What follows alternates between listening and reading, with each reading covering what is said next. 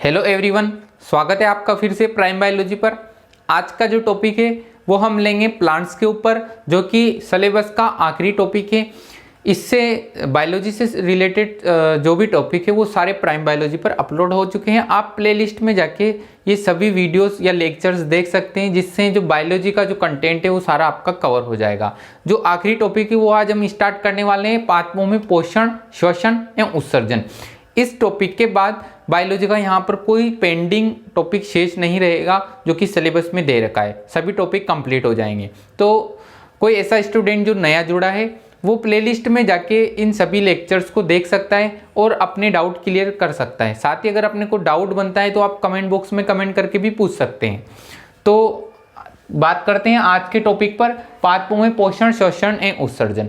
ये topic complete होने के बाद हम साथ ही यहाँ पर एक like a test series type से रेगुलरली क्वेश्चन सोल्व करते जाएंगे। जो भी नेक्स्ट वीडियो अब अपलोड होंगे वो क्वेश्चन बेस्ड रहेंगे, एमसीक्यूज क्वेश्चन बेस्ड, जो सीरीज वाइज हम क्वेश्चन सोल्व करते जाएंगे। जो भी क्वेश्चंस की पॉसिबिलिटी एग्जाम में बन सकती है, तो एक कंटिन्यूटी रखेंगे क्वेश्चंस की, जिसमें कि जब तक एग्जाम नहीं आ जाता तब तक हम कुछ कुछ क्वेश्चन सोल्व करते रहेंगे।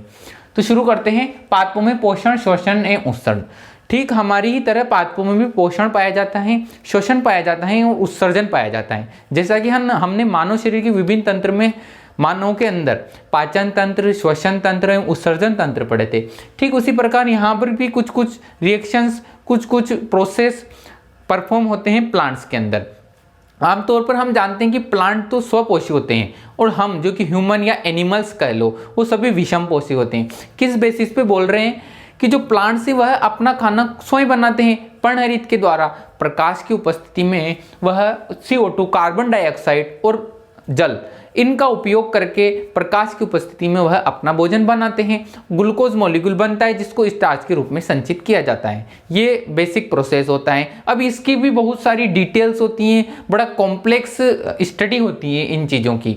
जो साइंस स्ट्रीम से बिलोंग नहीं करते ऐसे स्टूडेंट, उनके लिए थोड़ी दिक्कत क्रिएट होती है, यहाँ पर समझने में भी प्रॉब्लम आती है, क्योंकि उन्होंने प्लांट एनाटॉमी की स्टडी नहीं की रहती है। तो स्ट्रक्चर नई नई आती हैं और प्रोसेस जो चलते हैं यहाँ पर साइक्लिक चक्र वगैरह वो थोड़े लेंथी हो जाते हैं। तो हमारा फोकस सिर्फ उन पॉइंट्स पर रहेगा जिनसे एग्जाम में क्वेश्चन बन सकते हैं। हम ज़्यादा डिटेल में प्रोसेस की स्टडी नहीं करने वाले हैं।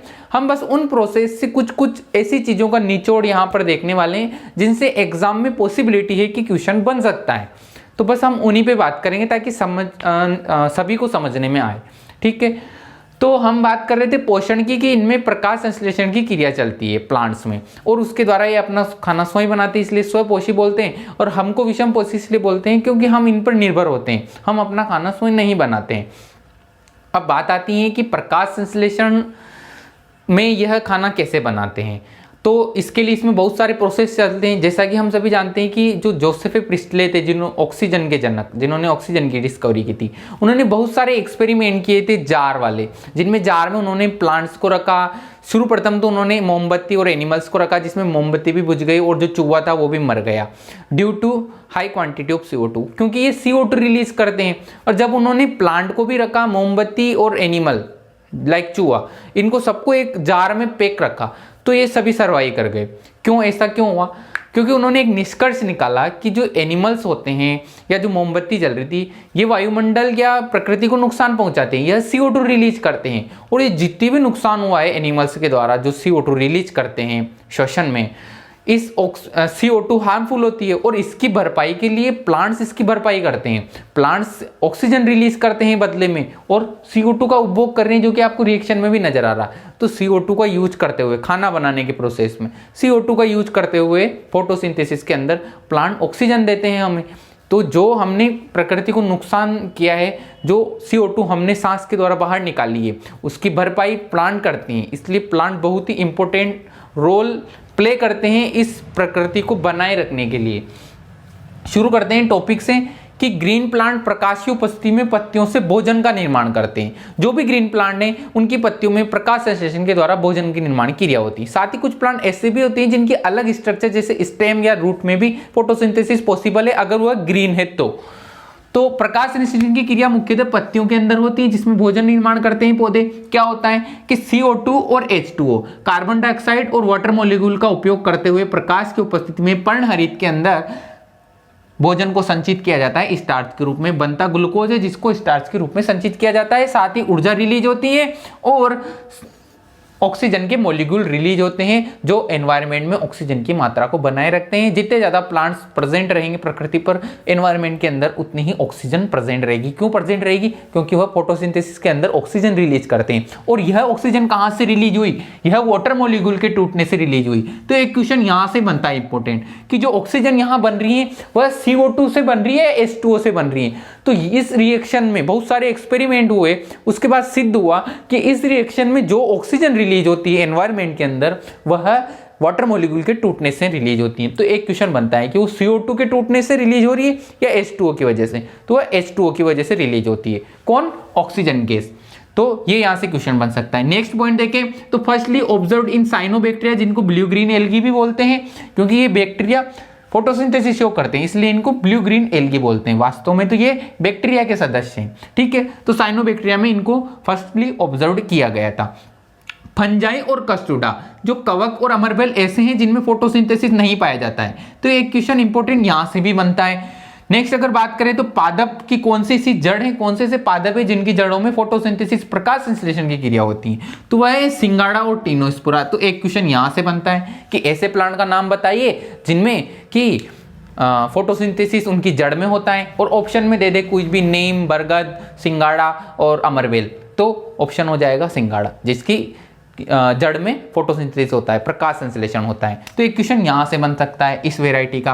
अब प्रोसेस देखते हैं कि ये 2 स्टेप में होता है। ये स्टेप्स वैसे तो बहुत ही इंपॉर्टेंट होती हैं बायोलॉजी के स्टूडेंट के लिए, जैसे आगे हायर क्लासेस में पढ़ते हैं, बड़े बड़े इसमें प्रोसेस चलते हैं, साइक्लिक प्रोसेस चलते हैं। लेकिन हम उन प्रोसेस को नहीं देखेंगे, बस उन प्रोसेस से जो भी इंपॉर्टेंट पॉइंट, जो भी क्वेश्चन बन सकते हैं, उन पॉइंट्स को यहाँ पर रखा गया है, उन पर हमारा फोकस रहेगा।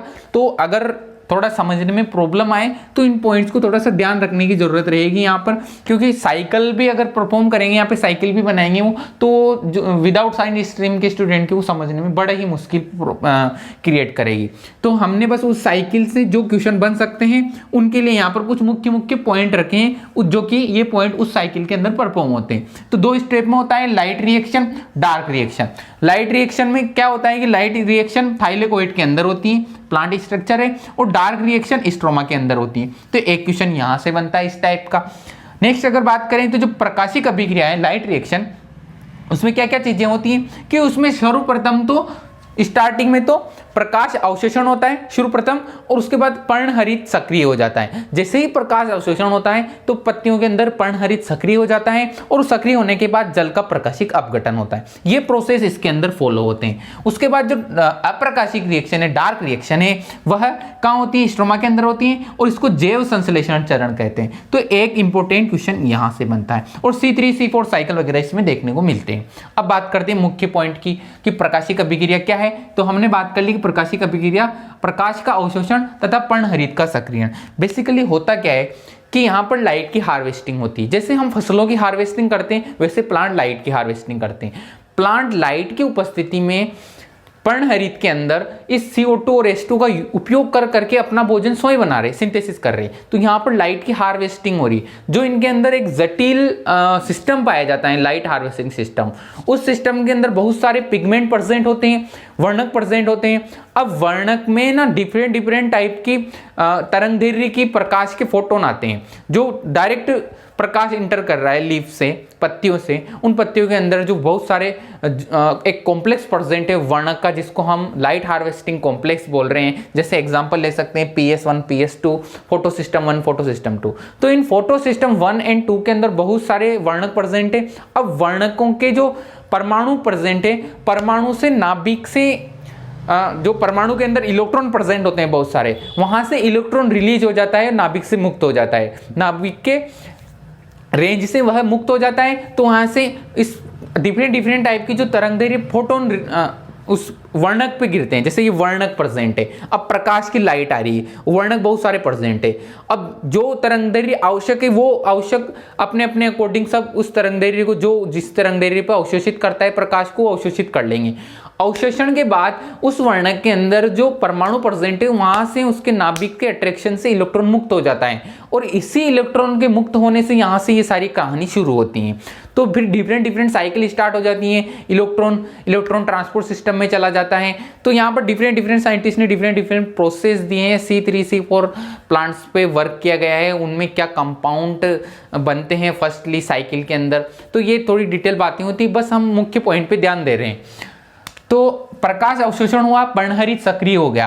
अब क्या हुआ, क्वांटासोम द्वारा प्रकाश का अवशोषण किया जाता है, फोटोन का अवशोषण किया जाता है जो डिफरेंट तरंगदैर्घ्य के होते हैं। प्रकाश अवशोषण होने के बाद यहाँ पर प्रकाश तंत्र पाया जाता है। इस प्रकाश तंत्र के अंदर इलेक्ट्रॉन रिलीज हो जाता है। तो क्या होता है, पहले तो ये देखते हैं क्वांटासोम है क्या चीज। क्वांटासोम 250 से 350 पर्णहरित की इकाई, ये संख्या थोड़ी वेरी कर सकती है। अब यहाँ प्रकाश अवशोषण से पर्णहरित सक्रिय हो गया तो यहाँ से इलेक्ट्रॉन मुक्त हो गया। इलेक्ट्रॉन कहाँ से मुक्त हुआ कि इलेक्ट्रॉन जो मुक्त हुआ उसको ट्रांसपोर्ट सिस्टम में भेजा जाता है और electron LHC light harvesting complex द्वारा मुक्त होता है। तो इलेक्ट्रॉन यहां से मुक्त हुआ कि इलेक्ट्रॉन कहां से मुक्त हुआ, लाइट हार्वेस्टिंग कॉम्प्लेक्स। जैसे कि एग्जांपल है PS1 and PS2, photo system 1 and photo system 2। ये photo system 1 and photo system 2 light harvesting complex बोल रहे हैं। कॉम्प्लेक्स के अंदर कुछ नहीं है, बहुत सारे वर्णक प्रेजेंट है और वर्णक में बहुत सारे नाभिक प्रेजेंट है, परमाणु प्रेजेंट है। बस इस प्रकाश की तरंगदैर्घ्य की वजह से उस परमाणु सक्रिय हो जाता है, उसके नाभिक की रेंज से उसका इलेक्ट्रॉन उसकी नहीं सुनता है और इलेक्ट्रॉन रिलीज हो जाता है और वो आगे की नेक्स्ट प्रोसेस स्टार्ट करवा देता है। तो ये बातें होती हैं डिटेल प्रोसेस के अंदर। तो इसमें मुख्य पॉइंट हमने बात कर ली इनकी। अब जो जल का प्रकाशिक अपघटन हो रहा है उसके अंदर 2 स्टेप होती हैं। जो जल का प्रकाशिक अपघटन हो रहा है इसकी 2 स्टेप होती हैं। कौन कौन सी होती हैं, एक तो चक्रीय होती है, एक अचक्रीय होती है। तो जो चक्रीय प्रोसेस होती है वह ग्रेना थाइलोकोइड और स्ट्रोमा थाइलोकोइड के अंदर होती है। तो ये लोकेशन यहाँ पर ध्यान रखने की बात है, यहाँ से क्वेश्चन बन सकता है। और 2 ATP बनते हैं यहाँ पर, एक पॉइंट ये, एक क्वेश्चन यहाँ से बन सकता है, 2 ATP बनते हैं। नेक्स्ट क्वेश्चन, यहाँ केवल फोटो सिस्टम 1 कार्य करता है। जो लाइट हार्वेस्टिंग कॉम्प्लेक्स है उसका जो एग्जांपल है फोटो सिस्टम 1, वो सिर्फ फोटो सिस्टम 1 ही यहाँ पर कार्य करता है। तो एक क्वेश्चन यहाँ से बन सकता है। अब यहाँ पर इलेक्ट्रॉन जो रिलीज हुआ है फोटो सिस्टम से उसको कौन कौन ग्रहण कर रहा है, पहले किसने ग्रहण किया, आखिरी में किसी ने ग्रहण किया, इस पे क्वेश्चन बनता है। तो प्रथम इलेक्ट्रॉन ग्राही यहाँ पर होता है फेरोडॉक्सिन, जिसको FD भी बोलते हैं, और लास्ट इलेक्ट्रॉन ग्राही यहाँ पर PC होता है जिसको प्लास्टोसाइनिन बोल रहे हैं। भाई एक प्रोसेस चलता है साइक्लिक प्रोसेस। अब वो इलेक्ट्रॉन जो इंटर किया वो किसने ग्रहण किया प्रथम बार और लास्ट बार किसके पास था, इस टाइप से यहाँ पे क्वेश्चन बन सकते हैं। तो ये 2 बातें यहाँ पे हो गई। अब जो अचक्रीय प्रोसेस होता है उसकी लोकेशन है ग्रेना थाइलोकोइड, यहाँ पर होता है। तो एक क्वेश्चन यहाँ से पूछा जा सकता है।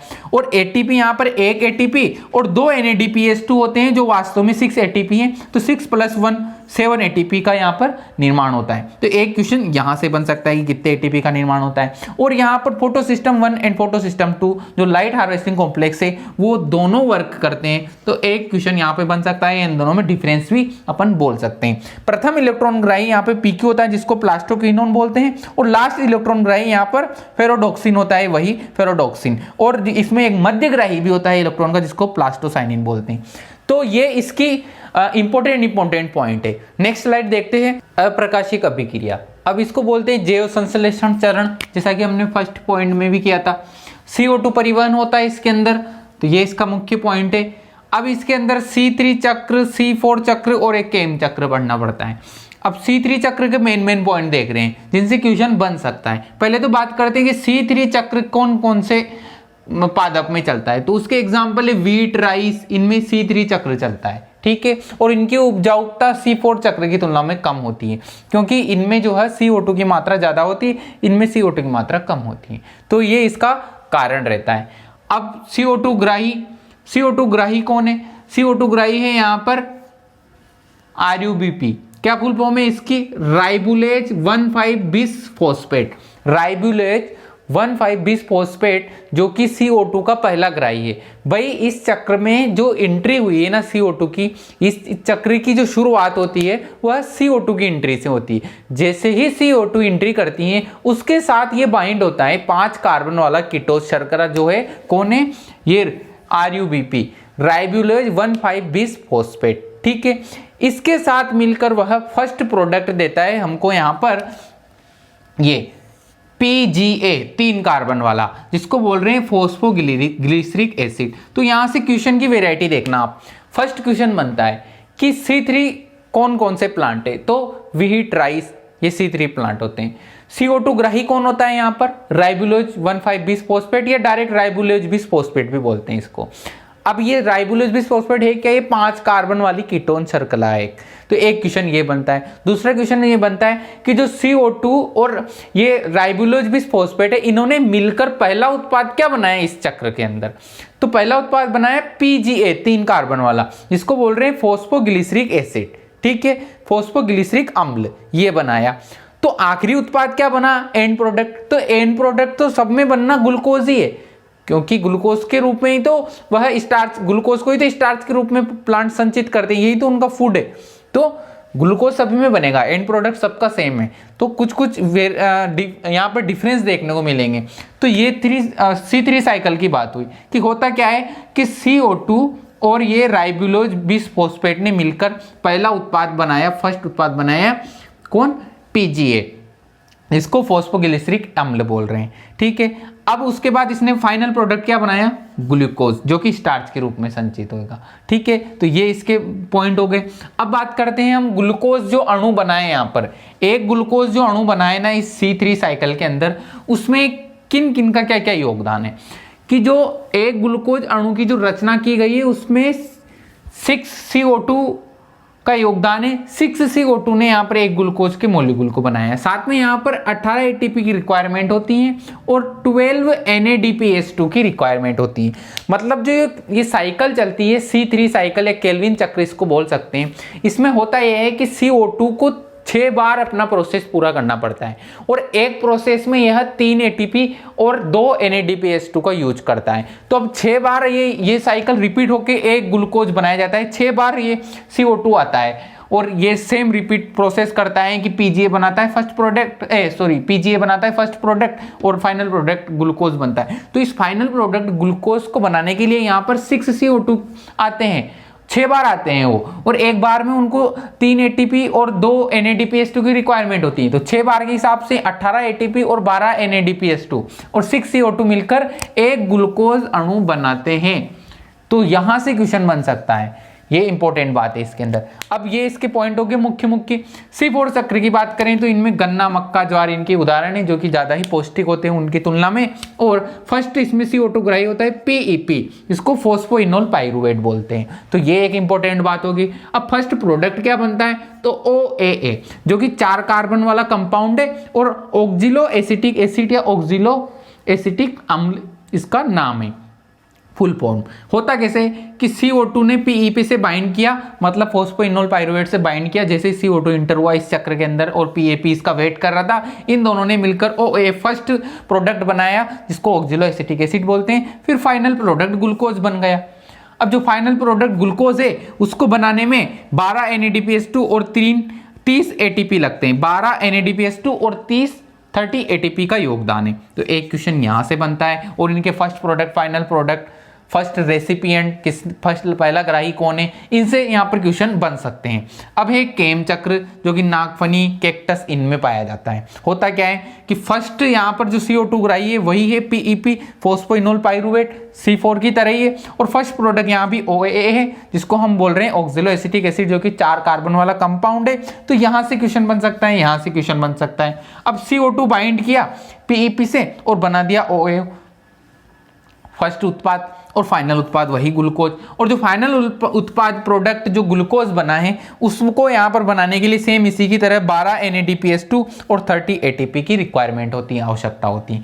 तो ये मुख्य पॉइंट है इन C3, C4 और केम साइकिल के। प्रकाश संश्लेषण को प्रभावित करने वाले कारक, हमने बात की फोटोसिंथेसिस की, प्रकाश संश्लेषण की कैसे होता है, मुख्य पॉइंट हमने देखे। अब उसको प्रभावित होने वाले कारक देख रहे हैं जिनसे भी क्वेश्चन बनने की संभावना है। तो फर्स्टली है लाइट। लाइट के द्वारा प्रकाश संश्लेषण प्रभावित होता है। कैसे होता है कि अगर रेड मिक्स लाइट है, लाल मिश्रित अगर लाइट आ रही है, लाल मिश्रित रंगदेरी की अगर लाइट आ रही है, तो फोटोसिंथेसिस की रेट हाई रहेगी, सबसे ज्यादा हाई, और सबसे ज्यादा लो बैंगनी लाइट में रहेगी और फोटोसिंथेसिस प्रकाश संश्लेषण एब्सेंट कहाँ रहेगा, ग्रीन लाइट के अंदर। तो ग्रीन लाइट में फोटोसिंथेसिस नहीं होता है, यहां से क्वेश्चन बन सकता है। अब यहाँ पर दो बातें देखते हैं, इमर्सन प्रभाव और रेड इफेक्ट। इमर्सन प्रभाव क्या है, इफ प्लांट को, अगर प्लांट को लाल से ज्यादा या कम तरंगदैर्घ्य का लाइट दिया जाए कि भाई लाल के आसपास तो वह अच्छा सा फोटोसिंथेसिस करता है, सबसे ज्यादा मिश्रित लाल के आसपास वह सबसे ज्यादा प्रकाश संश्लेषण करता है, लेकिन लाल से ज्यादा या लाल से कम उसको अगर लाइट दी जाए, मतलब वही मिश्रित की बात कर रहे हैं हम कि जो मिश्रित लाइट दी जाए उसको लाल के आसपास, तो वह फोटोसिंथेसिस की रेट वहां पर बढ़ जाएगी, क्योंकि वहां पर मिक्स लाइट जनरेट हो जाएगी, जो हमने मिक्स लाइट की बात की कि फोटो रेट के आसपास की लाइट अगर को मिली, तो इसको हम इमर्सन प्रभाव बोलते हैं कि यदि प्लांट को लाल से ज्यादा या कम तरंगदैर्घ्य की लाइट दिया जाए तो वहां रेट बढ़ जाएगी। किस वजह से, क्योंकि मिक्स लाइट की वजह से। अब रेड इफेक्ट क्या है, रेड इफेक्ट यह है कि रेड लाइट अगर प्लांट को दी जाए, कंटिन्यू दे रहे हैं, लगातार रेड लाइट दे रहे हैं प्लांट को, तो शुरू में तो उसमें फोटोसिंथेसिस प्रकाश संश्लेषण की दर देखने को मिलेगी कि बढ़ गई है प्रकाश संश्लेषण की दर, लेकिन फाइनली जब रेड लाइट में ज्यादा ही तुम प्लांट को रख रहे हो तो उसमें फाइनली रेट डिक्रीज हो जाएगी। तो शुरुआत में अगर रेड लाइट में अगर प्लांट को ज्यादा रखा जाए तो फोटोसिंथेसिस की रेट बढ़ेगी, लेकिन लगातार फोटोसिंथेसिस की लाइट, रेड लाइट में अगर उसको रखा जाए तो फोटोसिंथेसिस की रेट डिक्रीज हो जाएगी। तो इसको रेड इफेक्ट बोलते हैं। अब CO2 देख रहे हैं, CO2 एक सीमाकारी कारक की तरह वर्क करता है। सीमाकारी कारक ऐसा कारक होता है कि ना तो उसकी क्वांटिटी ज्यादा होनी चाहिए ना कम होनी चाहिए, एक फिक्स लिमिट में होना चाहिए, तभी प्रोसेस शो होता है, नहीं तो प्रोसेस शो नहीं होता है, मतलब प्रोसेस पे इफेक्ट पड़ता है। एक अच्छा प्रोसेस तभी शो होता है जब उस सीमाकारी क्वांटिटी की, सीमाकारी कारक की क्वांटिटी एक फिक्स रेंज में हो, ना तो ज्यादा हो ना कम हो, एक आवश्यक रेंज जरूर उसकी मिलनी चाहिए प्लांट को, तो वह है CO2। CO2 की कंसंट्रेशन अगर बढ़ेगी तो फोटोसिंथेसिस प्रकाश संश्लेषण की रेट बढ़ेगी। जैसे कि C4 प्लांट, मक्का वगैरह, इनमें क्या है कि CO2 की कंसंट्रेशन ज्यादा रहती है, इसलिए यहाँ फोटोसिंथेसिस ज्यादा होता है, इसलिए यहाँ पोषण जो पदार्थ बनते हैं ग्लूकोज वगैरह वो ज्यादा बनते हैं कंपेरिजन टू C3। क्योंकि CO2 की रेट अगर बढ़ेगी तो CO2 के बढ़ने की वजह से जो इनका प्राइमरी जो रिसेपिएंट है, जो प्रथम ग्राही है, उनसे ये बाइंड अच्छे से हो जाएंगे और बाइंड होने से प्रोसेस आगे बढ़ेगा, प्रोसेस आगे बढ़ने से ग्लूकोज मिलेगा। लेकिन अगर CO2 की मात्रा वहां पर कम कर दी जाए तो यह भी एक प्रॉब्लम होती है कि वहां फोटोसिंथेसिस कम होएगा। तो CO2 की मात्रा बढ़ने पर फोटोसिंथेसिस बढ़ता है, लेकिन CO2 की मात्रा भी अगर ज्यादा ही बढ़ा दी, आवश्यकता से अधिक, तो वह एक विषाक्त हो सकता है, विषकारी पदार्थ की तरह यूज हो सकता है उसका प्लांट के अंदर। अब टेम्परेचर की बात करें तो टेम्परेचर नॉर्मल रेंज जो कि 20 से 35 मान सकते हैं, या 25 से 30 या 25 से 35 मान सकते हैं, इस रेंज पे तो अच्छा फोटोसिंथेसिस होता है। लेकिन इससे अगर डिफर करेगा तो फिर फोटोसिंथेसिस की रेट में अपन को यहाँ पर फ्लक्चुएशन, उतार चढ़ाव देखने को मिलेगा। अब ऑक्सीजन की बात करें तो हाई O2 की प्रेजेंस में फोटोसिंथेसिस की रेट डिक्रीज हो जाती है। क्यों डिक्रीज हो जाएगी? क्योंकि अगर ऑक्सीजन की मात्रा वहां पर बढ़ गई तो वह CO2 को बाइंड नहीं होने देगा, और अगर CO2 को बाइंड नहीं होने दिया और ऑक्सीजन खुद उससे प्राइमरी ग्राही से जुड़ गई तो फिर वहां ग्लूकोज तो बनेगा ही नहीं, इसलिए CO2 का बाइंड होना जरूरी है। और CO2 के बाइंड होने के लिए CO2 की सांद्रता O2 की तुलना से अधिक होनी चाहिए। तो बात यह है कि अगर O2 की सांद्रता ऑक्सीजन की सांद्रता बढ़ गई तो फोटोसिंथेसिस प्रकाश संश्लेषण की दर घट जाएगी, क्योंकि यह CO2 को बाइंड नहीं होने देगा। तो ये तो मेन कारक हो गए। अब हम पोषण में मिनरल्स की बात करते हैं कि जो फोटोसिंथेसिस हो रहा है प्लांट में, प्लांट को जो पोषण मिल रहा है, तो लाइट से जो फोटोसिंथेसिस हो रहा है उसमें तो उसने स्टार्च के रूप में फूड को संचित कर लिया, लेकिन साथ ही उसको कुछ मिनरल्स की भी आवश्यकता होती है। तो ये हम पोषण में मान के चल रहे हैं कि कुछ मिनरल्स तत्व जो खनिज पदार्थ है, मेन मुख्य 17 तत्व हैं, उनकी उसको जरूरत होती है ग्रोथ के लिए और उसकी लाइफ आगे बढ़ाने के लिए। तो अब क्या क्या है ये, जैसे ज्यादा मात्रा में रिक्वायर्ड वृहद मात्रिक, जिनकी उसको ज्यादा रिक्वायरमेंट होती है, वो 3 टाइप के हैं। जैसे कि प्राथमिक वृद्धि के लिए उसको NPK की आवश्यकता होती है, नाइट्रोजन, फास्फोरस और पोटेशियम, इनकी ज्यादा आवश्यकता होती है प्राथमिक वृद्धि मतलब लंबाई के लिए। द्वितीयक वृद्धि मतलब मोटाई के लिए उसको कैल्शियम, मैग्नीशियम और सल्फर की आवश्यकता होती है। और CO2 और H2O से भी उसको जो वृहद मात्रिक पदार्थ मिलते हैं वो है कार्बन, हाइड्रोजन और ऑक्सीजन, ये इनसे मिलते हैं, क्योंकि इनका उपयोग करके ही तो वह ग्लूकोज बना रहा है। पोषक पदार्थ बना रहा है जिसको स्टार्च के रूप में संचित करेगा। तो ये तो वृहद मात्रिक जिनकी उनको ज्यादा मात्रा में रिक्वायर्ड होती है, तो ये टोटल 9 होते हैं 17 में से, और 17 में से 8 ऐसे हैं जो सूक्ष्म मात्रिक के कम मात्रा में काम चल जाता है। अब वो कौन कौन से हैं, जैसे बोरोन है, मोलिब्डेनम है, क्लोरीन है, मैग्नीज है, आयरन है, और कॉपर है, जिंक है और निकल है। तो ये बात हो गई इसमें पोषण की इस चैप्टर में। तो आज के लिए इतना ही कि हमने देखा फोटोसिंथेसिस, प्रकाश संश्लेषण, फिर प्रकाश संश्लेषण को प्रभावित करने वाले कारक, और फिर सूक्ष्म मात्रिक और वृहद मात्रिक पदार्थ। तो पोषण की बात हो गई। नेक्स्ट लेक्चर में हम बात करेंगे यहाँ पर शोषण के, फिर देन बात करेंगे उत्सर्जन की। तो आप वीडियो को लाइक कीजिए, शेयर कीजिए, और अभी तक अगर चैनल को सब्सक्राइब नहीं किया है तो सब्सक्राइब कर लीजिए